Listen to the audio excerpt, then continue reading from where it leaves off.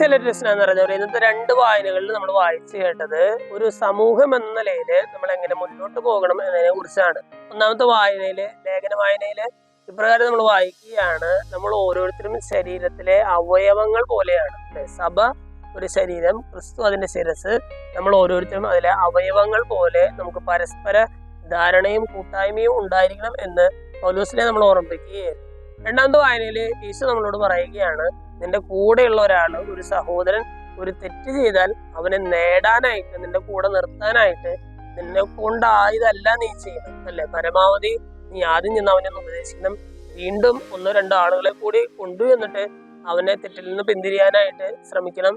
ഏറ്റവും ഒടുവിൽ അത്രയും വശം കെട്ടൽ മാത്രമേ, എല്ലാം ചെയ്തതിന് ശേഷം മാത്രമേ അവൻ അന്യനായിട്ട് പരിഗണിക്കാൻ പറ്റുകയുള്ളൂ. ഏറ്റവും ഒടുവിൽ ചെയ്യാവുന്നതെല്ലാം ചെയ്തതിന് ശേഷവും മാറാനായിട്ട് അവൻ തയ്യാറായില്ലെങ്കിൽ മാത്രമേ അവനൊരു അന്യനായിട്ട് പരിഗണിക്കാവൂ എന്നുള്ള രീതിയിലൊക്കെ ഈശോ പറഞ്ഞു നിർത്തുകയാണ്.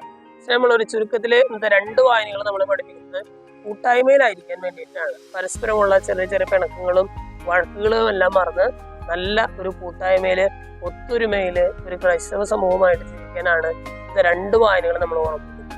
ഇന്നത്തെ വായനകൾ വായിച്ചു കഴിയുമ്പോൾ കൂട്ടായ്മയിൽ വളരാനായിട്ട് പറ്റിയായിട്ട് നമുക്ക് പ്രാർത്ഥിക്കാം. നമ്മളെല്ലാവരെയും സമൃദ്ധമായിട്ട്